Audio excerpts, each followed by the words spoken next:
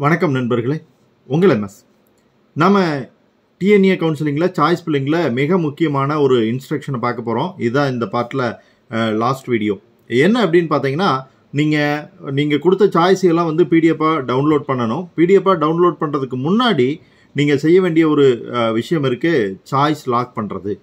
PDF எல்லாம் check பண்ணிட்டீங்க, finalise ஆயிடுச்சு, இதுக்கு மேலே நீங்கள் எந்த ஆல்டரும் பண்ண போகிறதில்ல அப்படின்னு முடிவானதுக்கப்புறம் நீங்கள் சாய்ஸஸை லாக் பண்ணலாம். ஏன் இதெல்லாம் முடிவானதுக்கப்புறம் ரீஅரேஞ்ச் பண்ணி ஆர்டர் பண்ணி அதுக்கப்புறம் நம்ம வந்து சாய்ஸ் லாக் பண்ணணும் அப்படின்னா மிக முக்கியமான காரணம் இருக்குது. ஒன்ஸ் நீங்கள் வந்து சாய்ஸஸை லாக் பண்ணிட்டீங்க அப்படின்ட்டா திரும்ப எந்த விதமான ஆல்ட்ரேஷனும் பண்ண முடியாது.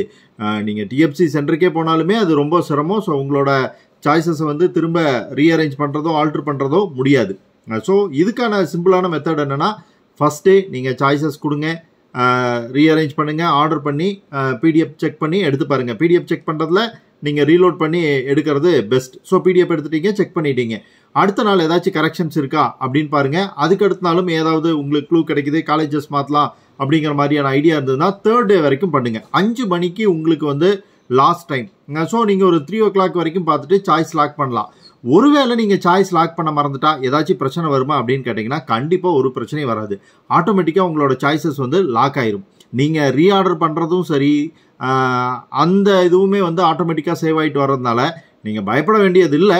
இருந்தாலும் நம்முடைய சேஃப்டிக்காக வேறு யாரும் ஆல்ட்ரு பண்ணிடக்கூடாது அப்படிங்கிறதுக்காக தான் இந்த சாய்ஸ் லாக் சிஸ்டம். ஏன்னா நீங்கள் ஒரு ப்ரௌசிங் சென்டருக்கு போகிறீங்க அல்லது வேறு யார்கிட்டயாச்சும் கொடுத்துருக்குறீங்க, அவங்க வந்து நீங்கள் கொடுத்துருக்கிற சாய்ஸை வேறு மாதிரி மாற்றிட்டாங்கன்னா உங்களுக்கு சிக்கல் வரக்கூடாதுங்கிறதுக்காக தான் இந்த சாய்ஸ் லாக் அப்படிங்கிற ஒரு சிஸ்டத்தை கொடுத்துருக்காங்க. சாய்ஸ் லாக் அப்புறம் உங்களோட லிஸ்ட்டில் எந்த விதமான சேஞ்சஸும் பண்ண முடியாது. சாய்ஸ் லாக் பண்ணுறதுக்கு நீங்கள் அந்த சாய்ஸ் லாக் செக்ஷனை கிளிக் பண்ணோடனே உங்களுக்கு என்ன வரும் அப்படின்னா ஓடிபி வரும். இந்த ஓடிபி உங்களோட ரெஜிஸ்டர்ட் மொபைல் நம்பருக்கும் வரலாம், உங்களோட ரெஜிஸ்டர்ட் இமெயில் ஐடிக்கும் வரலாம். ரெண்டில் எதுலேருந்து வேணாலும் நீங்கள் ஓடிபியை பார்த்து ஓடிபியை கொடுக்கணும். மேக்ஸிமம் 3 டைம் தான் வந்து இந்த ஓடிபி வரும். அதனால் இதை வந்து தப்பாக யூஸ் பண்ணிடாதீங்க. நம்முடைய சேஃப்டிக்காக தான் இந்த சாய்ஸ் லாக் கொடுத்துருக்காங்க. நீங்கள் சாய்ஸ் லாக் பண்ணல அப்படின்னாலும் அதை பற்றி பயப்பட வேண்டிய அவசியம் இல்லை. பட் சாய்ஸ் லாக் பண்ணால் நம்ம வந்து திருப்தியாக இருக்கலாம். தகவலை ஃப்ரெண்ட்ஸோட ஷேர் பண்ணிக்கங்க. பிடிச்சிருந்தா லைக் பண்ணி சேனலை சப்ஸ்கிரைப் பண்ணுங்கள். மீண்டும் அடுத்த வீடியோவில் சந்திக்கலாம் நண்பர்களே.